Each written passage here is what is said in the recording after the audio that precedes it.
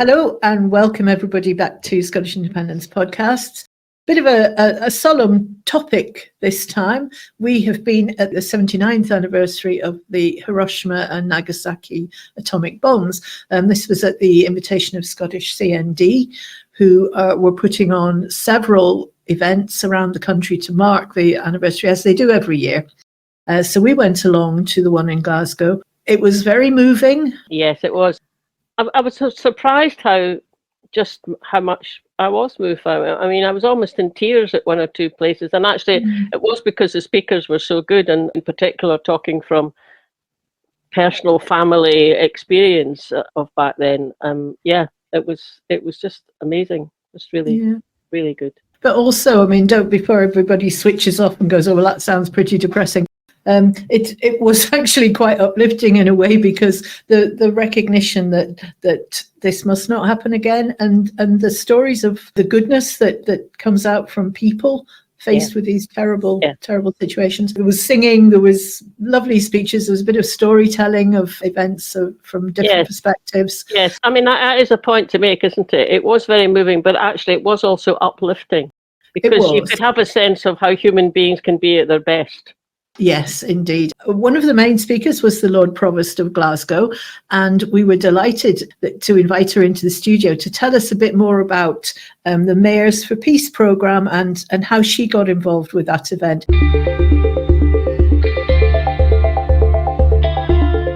The Mayors for Peace programme, I think, I've got it here, it was 1984. Wow. 1984 it launched, and I don't know who the Lord Provost was at the time when the Mayor for Hiroshima actually contacted the Glasgow City Council to be part of the Mayors for Peace programme. Now, over the years since then, there's not been much activity with previous Lord Provosts that I remember. Anyway, has been a CND supporter, all my life. So I don't remember Glasgow ever being involved in doing anything. But the Mayors for Peace programme, the emails kept coming in during the first term when I was the first year I was a Lord Provost. And I've said to the officers, what is this programme? Are we involved? Oh, well, we just get the emails, we don't really get involved. So, and I'm looking at the activity that actually goes on in the world. There's lots of activity of all the nations that are actually part of the Mayors for Peace programme. So they've got school projects all over the world, documenting what's happened there and keeping it as a reminder to young people of actually what took place there. And there's been drawing competitions, art competitions all over, in Europe and stuff like that. So it's quite a big programme, and we're part of we're actually been part of it. So Manchester, the Mayor of Manchester got an email from the Hiroshima Mayor, I think the year before last, and they said that would he be interested in taking some of the ginko seeds? And he wrote to all the mayors that are part of it in Britain, and right away I said, oh, absolutely. We must take these seeds. We actually have a ginko tree in Botanic Gardens, which is quite a massive tree, which is near the outer end of where the glass houses are. So I contacted the NRS, as we call them, and they said, oh yeah, we've got a Japanese curator here in Indypodcasters. That's let's get the ball rolling. So I met with Hiro very quickly. We discovered that Hiro was over from Japan and he was here in secondment for a few years. We got I think there was about 10 or 20 seeds initially, but they didn't all germinate, and we only had something like half a dozen that Hiro was managed to, the saplings. I went to see him, we planted the seedlings, we planted the seeds, and a few months later I went back, they were little saplings. Fantastic. Only got about 6. And then he says, I'm going home to see my mum, which was kind of last November. I'm going home to see my mum. And I says, well, when you get there, can you go and see the Mayor of Hiroshima and take this bottle of whiskey with you from and he asked me to make a little origami. We managed it, but Hiro helped. And we sent lovely letters to him and said that we're very much on board. Glasgow's very much on board with being part of this Mayors for Peace programme. And during all that time, CND, Scottish CND, Jean Anderson had contacted me and she said, I was reading in the newspaper about these ginko saplings, and we're very interested in finding out more about this. And I said, well, why don't you come in? We can have a meeting in my office and see what you can bring to the table with us as part of the city project. I says, I was thinking about creating a peace garden with these ginko seeds. Mm-hmm. But it'd be good if we could get more. But when Hiro went over to the mayor in Japan and Hiroshima, he came back with more seeds. We did get more seeds, so he is working on them still. But when Jean came in, we had a meeting, Hiro, myself, officers, and I said, look, we need to create something for the anniversary, which is next year. That's the 80th one, isn't it? Yeah, so next year's anniversary, both for Glasgow and for the Hiroshima. So 80 years next year, and I said to Jean, what could we do? I was thinking about a peace garden with some nice benches. And very quickly Jean says, well, the Scottish CND, we might be able to put a plaque there as well. And I says, yeah, the more the merrier. If we get a plaque there and we get one of these QR codes that tells the story of why we're here and why we're part of the Mayors for Peace programme. It's a great honour to be part of it during my term of doing that. And it's something that I'll look back on and say, well, that's there for other people to see 10 or 20 or 30 years down the line. That garden will be there. The ginko seeds will have matured by then, and they're going to grow tall long before you and I are here, girls. We'll be away by then. There'll be massive trees in the Botanic Gardens and maybe dotted around some of the 7 parks in Glasgow. There might be park with a plaque beside it, and the idea was to get some children within the vicinity of that area, which there's 2 schools in Rockhill and a couple of schools in the Hill Head ward, to be part of the initial project. And then when we launch it next year, the young people will bring what they've created to the table. I had thought about doing, whilst we're doing the Peace Garden, maybe creating a kind of peace memorial tree. There's a lovely tree that's probably beside there that the kids can put our hopes for the future, future for the world, things like that. Oh, and lovely. Ribbons that we can tie on at the same time, and maybe they might want to tie them onto the benches and things like that, and try and make it a place where you can go and sit and just reflect on the horrors of war. Yeah. But all being well, I'll be here until 2027, but next year's a big year for Glasgow's 850th birthday. So there's projects like the Mayors for Peace one that I really want to highlight, that the city has been doing it for a long time, but we're going to actively be involved with them again. I mean, you're obviously really enthusiastic about it. I mean, I'm not surprised actually as well. So I live near Victoria Park, so I was sitting the other day thinking, oh, I can think of at least 2 spaces in Victoria Park where that would work. Where that would work actually. That's the thing, Marlene. We can actually probably do that. There'll be scope to do that, as part of this programme, and the scope to actually get kids in near schools near Victoria Park. Yes. Primary schools there to be part of. They can put their ribbons on trees nearby and say, this is our peace, this is what we want for the world, this is what we think peace should be in the world. And it's really important, I think, for the young people. The young people are the key here, because they need to know what's happened in the past, so that they can, so that it will never be replicated in the future. Getting younger folk, and especially school kids, to become aware of that, and just to have a space where they can say what sort of world they want. It's fantastic. Hiro has been absolutely fantastic with the Mayors for Peace programme. When I first met him, he actually told me the story about his mum. His mum was very young, about maybe 12 or 13 or something at the time. His mum was young, but his mum remembers, because where Hiro lives, they weren't affected by the mushroom cloud, because the family lived in a dip. So the mushroom cloud went over and didn't go into the dip. The people who were affected were outside that area.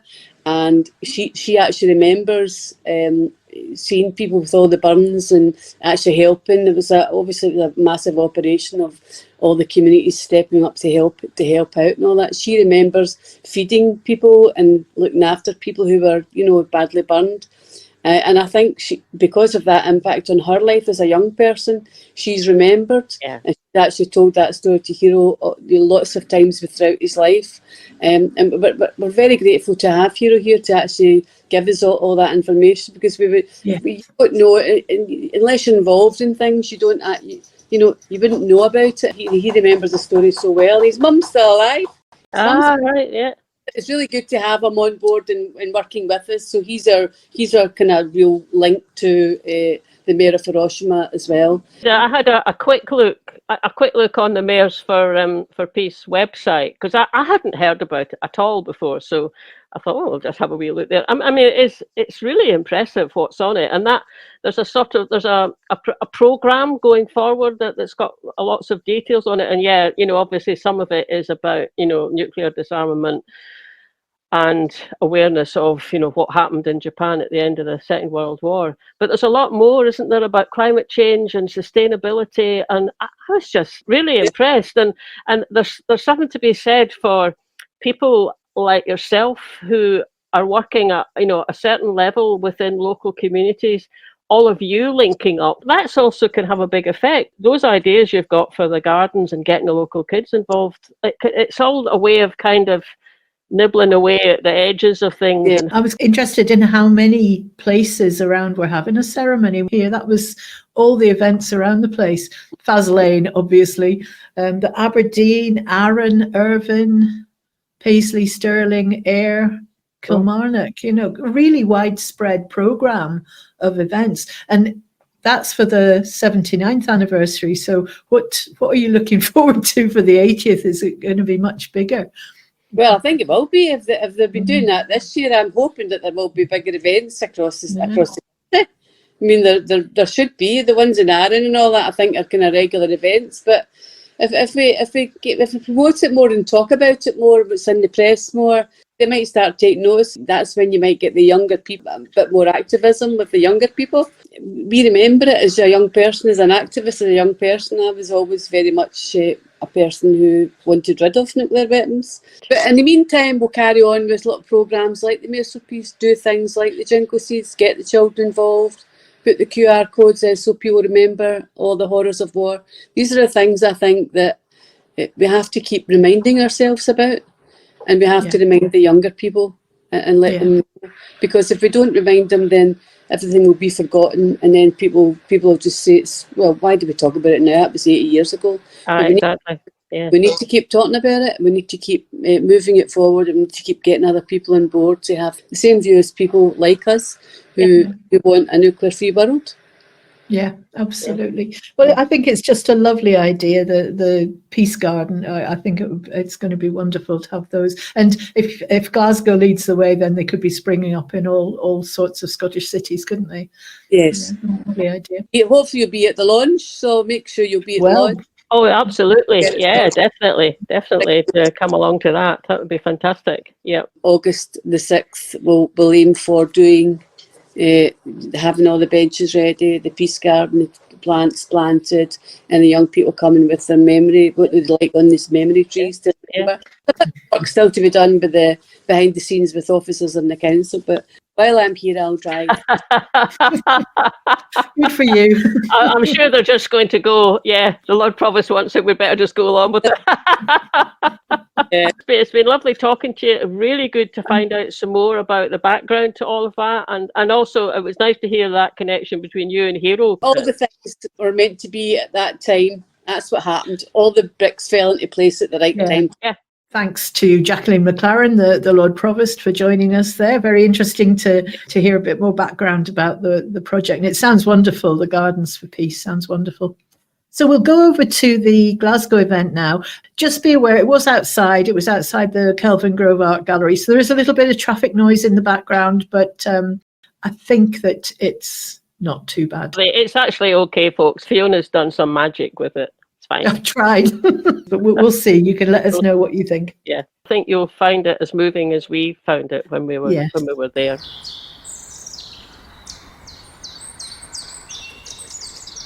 I'm David Peutherer, Chair of Glasgow CND. It's very good to see so many of you turned out today, especially on a weekday. This is the day between the anniversary of the bombing of Hiroshima and the bombing of Nagasaki in 1945. Two events which caused an estimated 220,000 deaths before the end of the year, which is about 4 months. Eke and Reddy said this: nuclear weapons are unique. Their impact is primarily on innocent civilian non-combatants. particularly women and children. The radiation effect persists for generations after their detonation. They are intrinsically indiscriminate, largely uncontrollable, and above all, they are instruments of mass murder on a scale unparalleled in human history. In 2018, the International Committee of the Red Cross said they are the most terrifying weapon ever invented. No weapon is more destructive, no weapon causes such unspeakable human suffering. Setsuko Thurlow, a survivor of Hiroshima, said they are the most murderous weapons ever invented. Okay, and the other quote I was going to give you is Antonio Guterres, Secretary General of the United Nations in 2022, said that elimination would be the greatest gift we could bestow on future generations. Today is one in which to remember all those who were killed or suffered from the bombing in 1945, but also one to renew our commitment to do everything we can to eliminate the most immoral, most terrifying and most murderous weapons ever invented. I'm delighted to say that today our first and principal speaker is Lord Provost of Glasgow, Jacqueline McLaren. The Lord Provost is a long-standing supporter of SCND's objectives and justifiably proud to be Lord Provost of a city which is a member of Mayors for Peace, a nuclear-free local authority and a signatory to the ICANN Cities Appeal in support of the Treaty on the Prohibition of Nuclear Weapons. Good morning. It's a great pleasure actually to welcome the Scottish Campaign for Nuclear Disarmament and supporters to Kelvingrove Park. We gather in peace by the peace tree behind me, planted to commemorate the atrocious atomic bombing of Hiroshima and Nagasaki almost 80 years ago.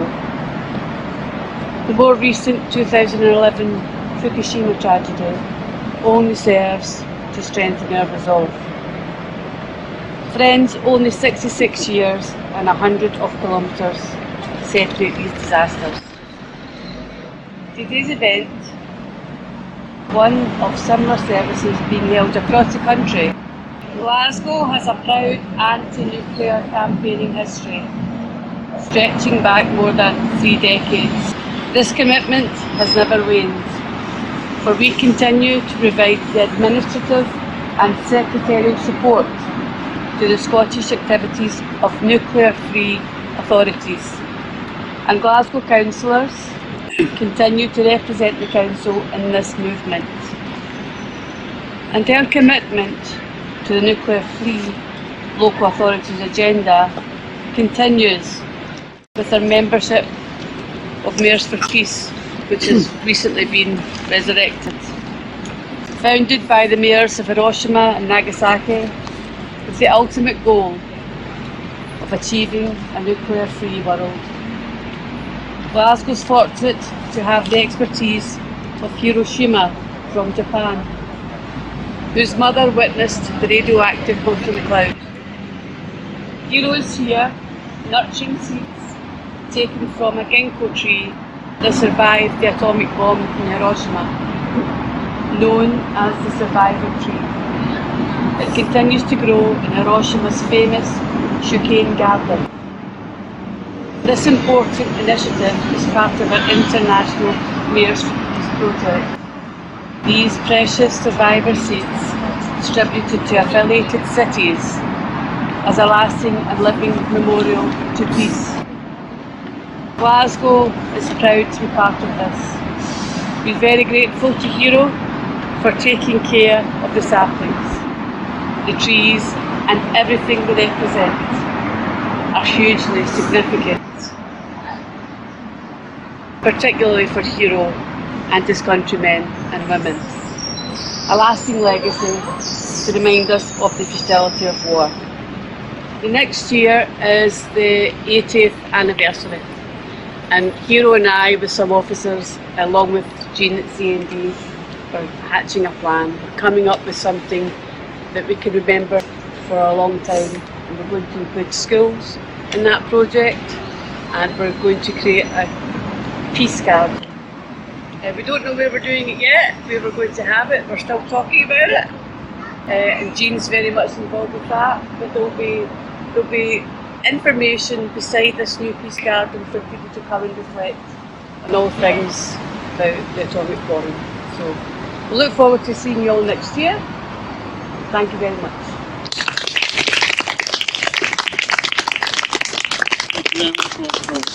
Thank you for coming and bringing us such good news. I think a peace garden is a great idea. Very positive response to the Haiti project. Yes, I think it's about raising awareness, and I think a lot of young people, I mean, unless you're interested in history, you won't really read about it unless you really get a specific interest. So I think it's good to start at the schools level to try and reintroduce the past and whatever. We never ever forget it. And the children should carry that on into their families and at other schools in the city. But we're looking forward to next year, aren't we, Hiro? Yeah. Our experience, I have to say, is talking to young people. Hardly any of them know much about it. Could we perhaps have a minute's peace at this time?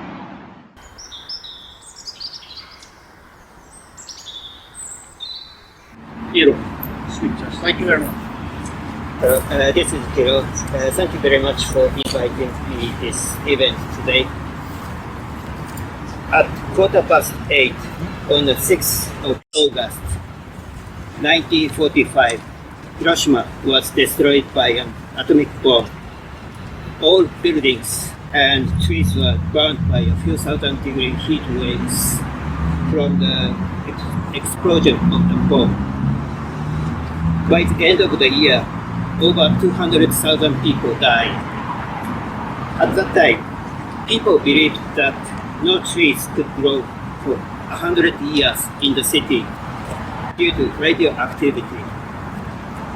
Miraculously, a few trees survived and developed new shoots.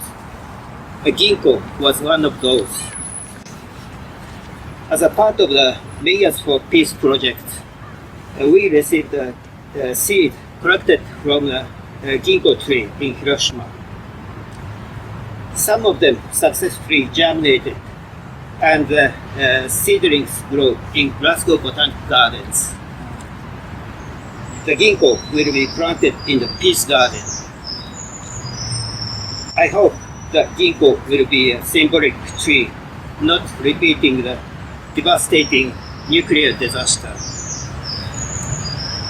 Finally, I would like to say thank you for helping this project to Glasgow CND, Scottish CND, Peace Education Scotland, and Lord Provost.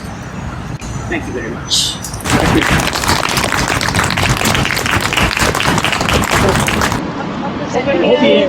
Hope none of you object to having your photographs posted on social media. This will go to the International Campaign Against Nuclear Weapons. We've asked us to send us photographs from Okay. events we have. Okay?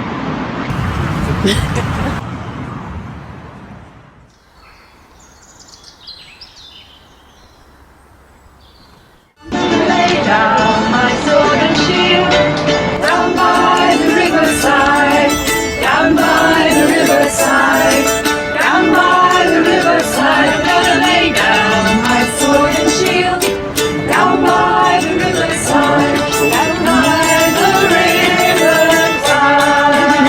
Praying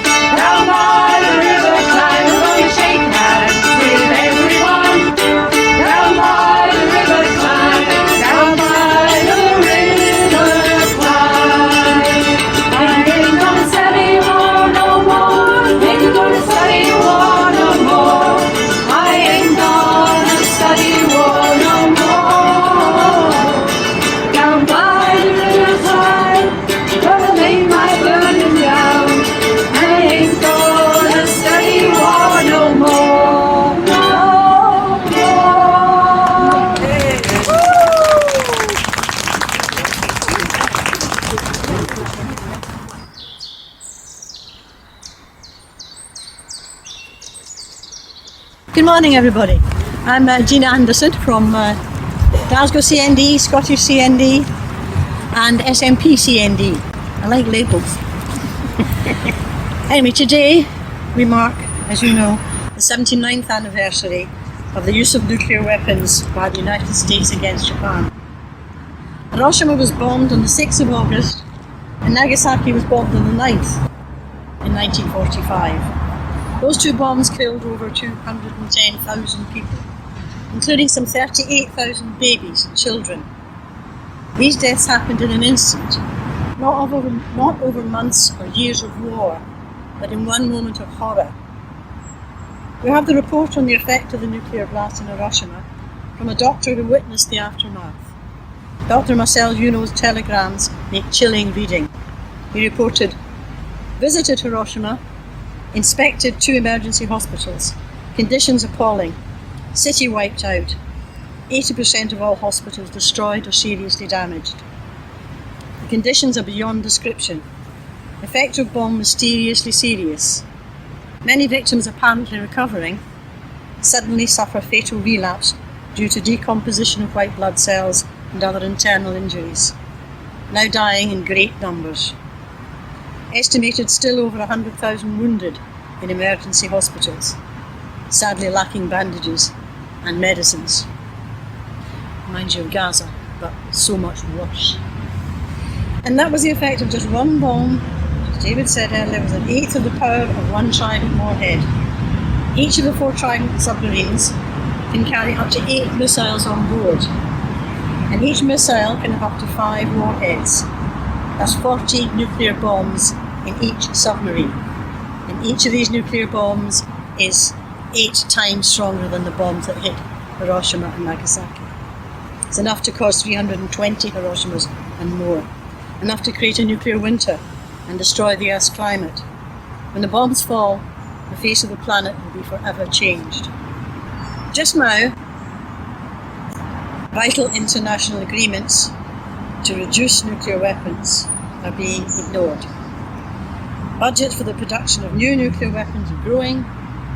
Tensions among nuclear-armed nations are rising to levels not seen since the Cold War. As the mayors of Hiroshima and Nagasaki warned, we are badly off course in our efforts to honour the plea of the Hibakushas and end the nuclear threat. CND UK's Kate Hudson said this week that we cannot avoid the fact that we are closer than ever to nuclear war. The war in Ukraine is greatly increasing the risk. So too is NATO's location of upgraded nuclear weapons across Europe, including Britain, and Russia's sighting of similar weapons in Belarus, for instance. Irresponsible talk suggesting that tactical nuclear weapons could be deployed on a battlefield, as if radiation could be constrained in a small area, makes nuclear use more likely. And our own government is leading the charge on greater militarisation and is in denial about the dangers it is unleashing. It is a bad time for humanity and for all forms of life on Earth. It's time for us to stand up and say no.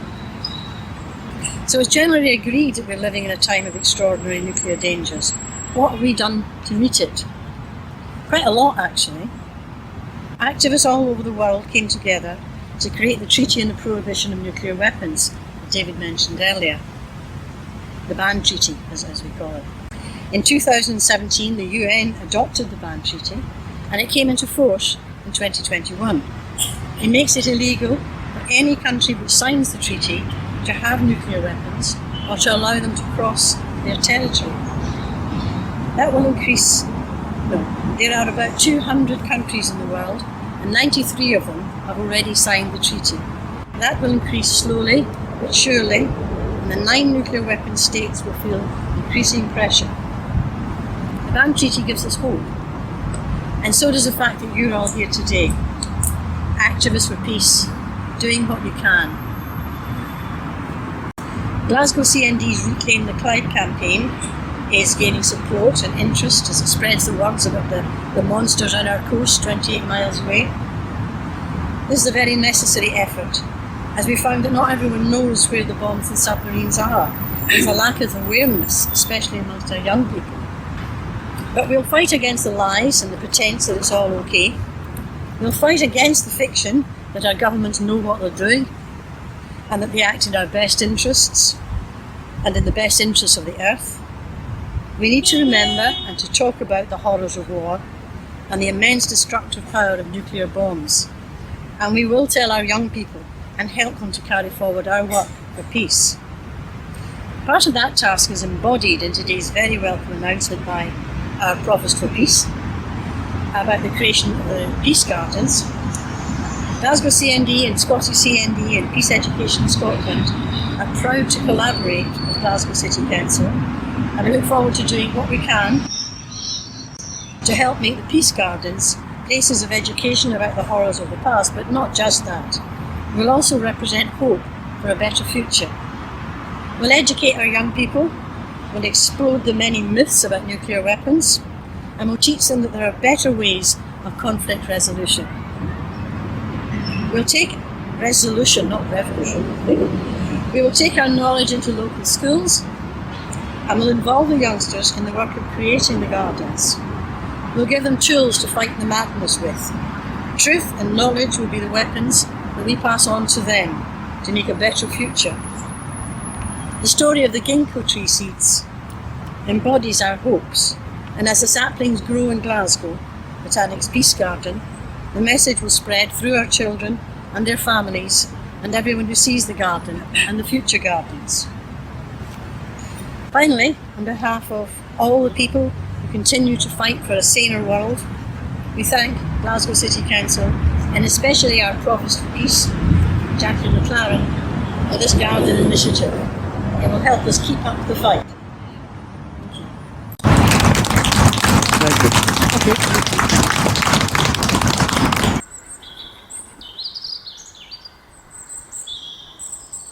I don't really know Maggie.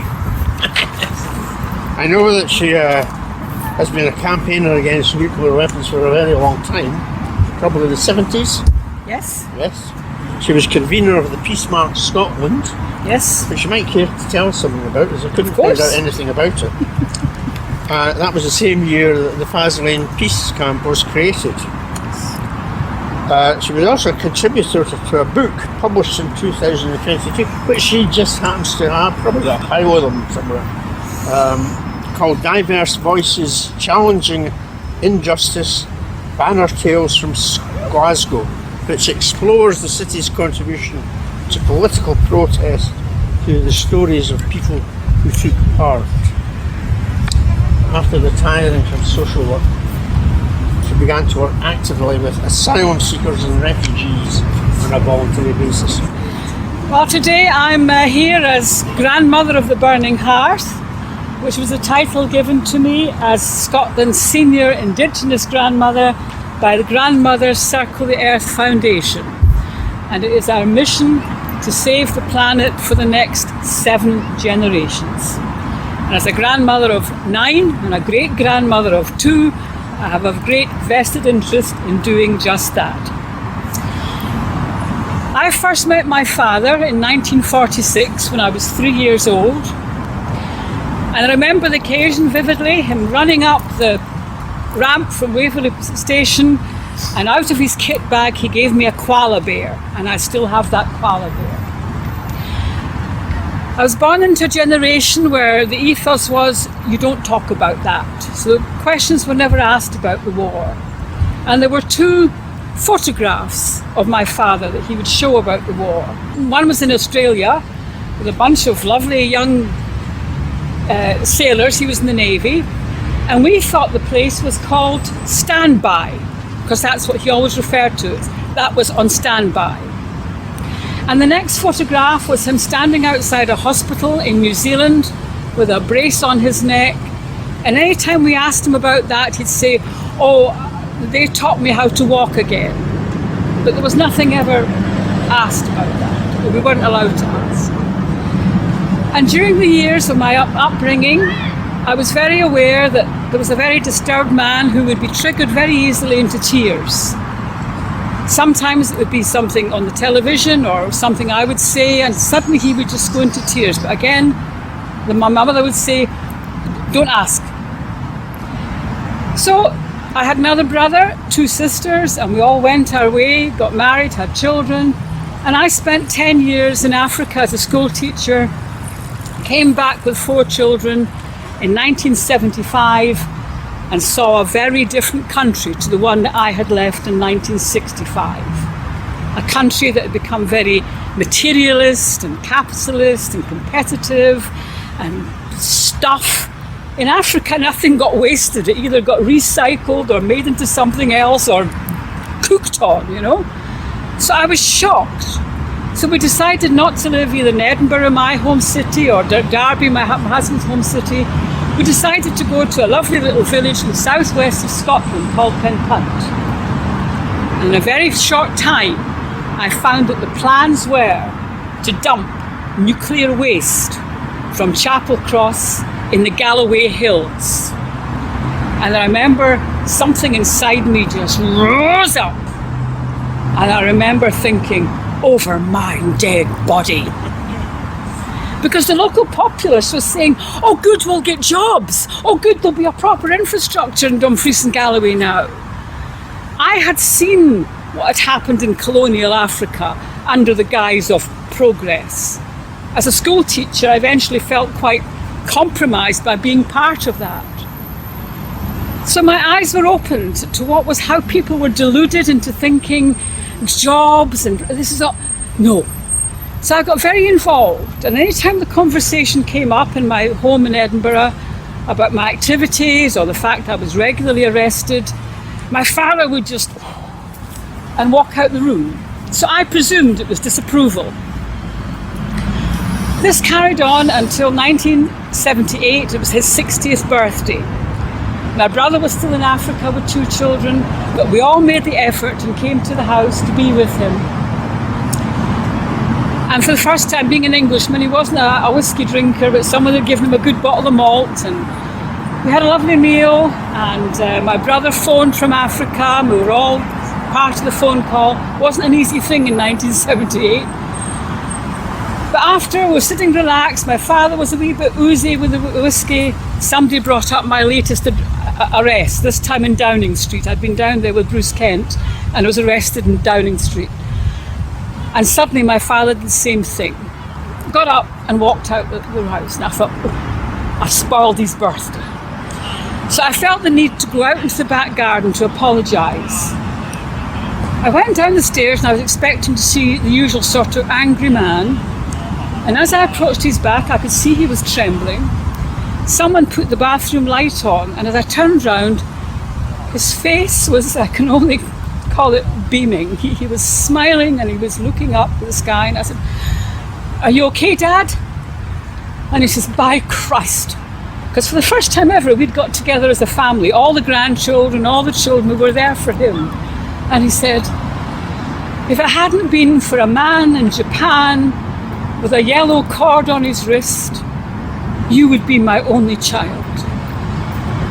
I hadn't a clue what he was talking about. We got back to the party, and a few weeks later my father collapsed at work, and a brain tumour was diagnosed, and we decided we'd take him home. It was inoperable. And for the last 10 days of his life, I got the story. Standby in Australia, they'd been there since late May in 45. They knew something was happening, and they were off doing holidays and what have you, but suddenly they were all called in July. Right, you're here for what we're here to do. Long story short, now I'll expand it to anybody else that wants it face to face. He found himself outside Hiroshima. There were big hospital ships outside in the sea, big American hospital ships, and the whole thing was disguised or explained as a mercy mission. The war is over, the emperor has surrendered, now we will go in and tend to the sick and the survivors. And they had all these little small, I think they call them liberty ships, and my father was in charge of one, and they had to take on these wounded people with one rule. They all had to have the same colour of band on their wrist. There was black, there was white, there was yellow, there was red. Didn't matter if you were a child, an old person, if you were walking wounded, if you were on a stretcher, that boat had to have only that colour of wristband. No explanation given. And then they went backwards and forwards and took these people to the big hospital ships out at sea. They were exhausted. It was night time. My father doesn't know what happened. The boat that he was on suddenly upended and everybody was thrown off. He was wearing a very heavy tool belt with all these tools. He was a tool maker and he was an engineer on the ship. And he found himself sinking. And even then, he told me in that last 10 days of his life, he says, I hadn't even seen my daughter. He'd never seen me. I'd been born when he was away. He'd never seen his only child. And that was his last thought as he sank. Suddenly he felt himself being yanked to the surface. Dawn was coming up and he found he couldn't even use his arms to help this person who was rescuing him. Something was wrong with his body, it wasn't working. But he was on his back, the person was on their back and taking it in turn, putting one arm and then the other arm. And as the light came up, he realised the arm that came over had a yellow band. His life was being saved by an enemy, a Japanese enemy. He got to shore. Military police took away the man with the armband. He was put on a stretcher because he couldn't walk. And as he passed this man, he bowed. And my father couldn't even respond because he was paralysed. Something had happened in the back of his neck. I got all the details of that story. Anytime my mother came into the bedroom, he'd immediately stop. He never told her, and I realised for his own reasons. My brother was still in Africa. He got back the day before my father died. So I was the only one in the family who knew this. And you are the first group that I have publicly shared this story with.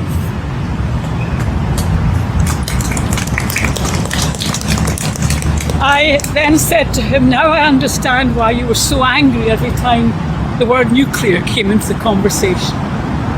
He said, no, Margaret, I was not angry with you. I was angry with the fact that I was told a lie and I was part of something that was not true. And it was through my father that I learned these two bombs were two very different bombs. And the American hospital ships waiting to look after the wounded. And the colour of the bands were to denote one thing, their distance from the epicentre. And it was an exercise to see the effect on a population of nuclear weapons. One nuclear, one atomic. And they were saying, didn't matter if that was your wife, you go that way because you're red, because you were 10 miles away, and you go that way, you're black. And by the time they got onto the ships, they could then measure what was the effect on a populace of a nuclear weapon. He was part of an experiment. This was not the mercy mission that had been painted. And that's why every time the conversation came to nuclear, he had to walk out the room because it brought all that back. And I thanked him for explaining that to me. And one of his last words to me was, you go on, lass, you're doing a bloody good job. So I did. We were very successful in stopping them dumping nuclear waste in the Galloway Hills. Tell you wonderful stories about that. Gaia herself helped, you can look this up, and sent a nice 6.4 on the Richter scale earth tremor that proved that these hills were not seismically stable and therefore not fit for the top to be taken off and huge boreholes and filled with nuclear waste, and nobody will know it's there. Well, my great-great-great-great-great-great-great-great-great-great-great-grandchildren will know it's there, and they'll be paying the price of that. On the back of that, Billy Wolfe, I'm sure your SNP people here know Billy Wolfe, invited me to come to an AGM to talk about a Scottish peace march, and I was elected convener on the basis of the success we'd had with the anti-nuclear, the dumping.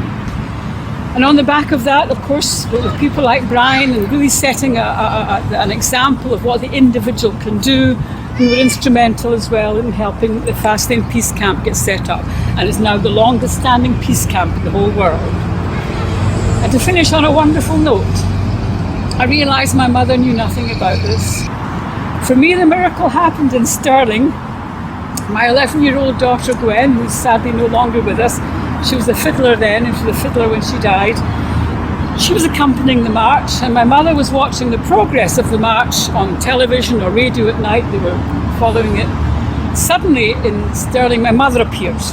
Margaret, your dad would be burning in his grave at what you're doing just now, and I'm taking this lassie home with me, you see. Suddenly 2 of the Buddhist monks were just beside me, you know, and she's ranting on about, you know, the shame I'm bringing on the family, but the number of times I'd been arrested, etc., etc. And I realised the time had come, and I said, Mum, what you don't know, but what I'm going to tell you now. And I told her, and I had to go off. I was going off to a radio station, so I had to go, but I knew that my 11-year-old daughter was in the safekeeping with these 2 Buddhist monks. When I came back, I was initially quite frightened because they weren't there. They appeared, and the Buddhist monks had gone with my daughter and my mother into Stirling to the charity shops for my mother to buy walking shoes and raincoats and what have you. And my mother walked all the way from Stirling to Glasgow to Hamilton to Edinburgh, and she was very much the darling of the match by the end of it. So miracles can happen, and I'm looking at you all, and you're all of a certain age.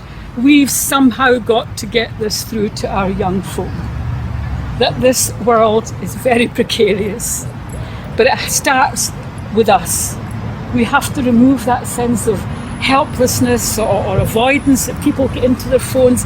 We have to get them involved. I work, as it's said, with refugees and asylum seekers. I'm only 81, so I'm approaching my prime, but it's these people that keep me young. We create gardens. I've spent my whole social work pension fund on creating gardens, bairns and bees, and what will remember me long after anything else, because with their help we've created green spaces.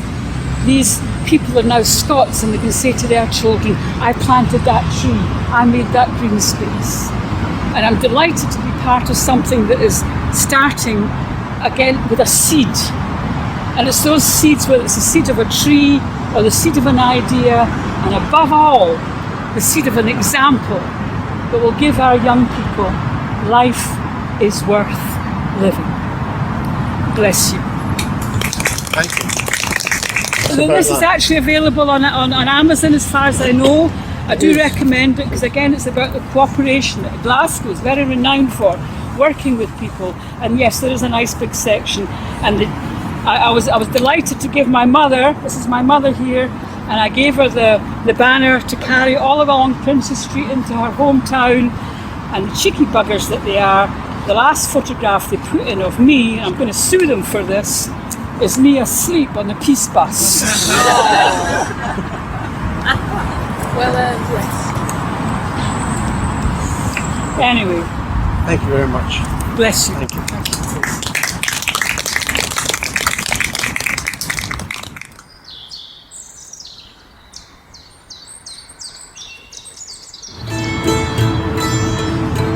Last night I had the strangest dream I never dreamed before. I dreamed the world had all agreed to put an end to war. I dreamed I saw a mighty room. This room was filled with men, and the paper they were signing said they'd never fight again. Last night I had the strangest dream I'd never dreamed before. I dreamed the world had all agreed to put an end to war. And when the papers were all signed and 1,000,000 copies made, they all joined hands and bowed their heads, and grateful prayers were said. Last night I had the strangest dream I never dreamed before. I dreamed the world had all agreed to put an end to war. And the people in the streets below were dancing round and round. And swords and guns and uniforms were scattered on the ground. Last night I had the strangest dream I never dreamed before. I dreamed the world had all agreed to put an end to war. Last night I had the strangest dream I never dreamed before. I dreamed the world had all agreed to put an end to war.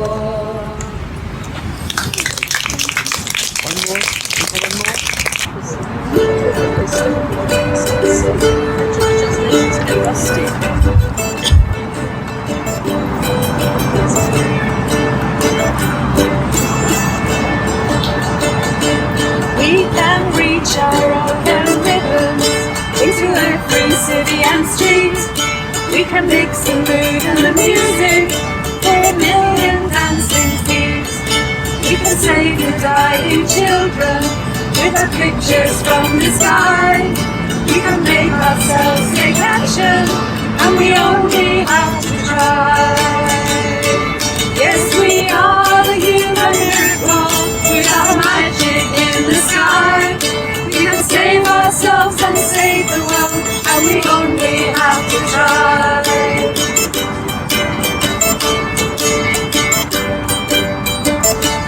We can bend the turning river to give every field its dream. We can find this world together and grow the deserts green. We can gather plants and creatures and the earth and sea and sky. We can use the world more wisely, and we only have to try. Yes, we are the human miracle with our magic in the sky. We can save ourselves and save the world, and we only have to try.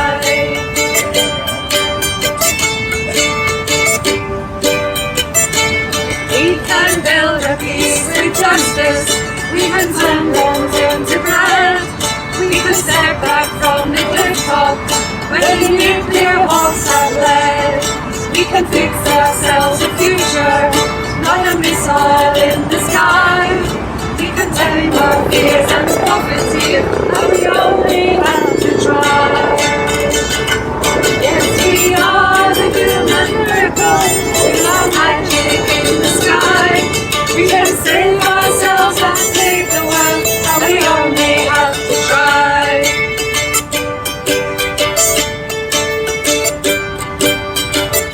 We can reach our rock and rhythms in every city and street.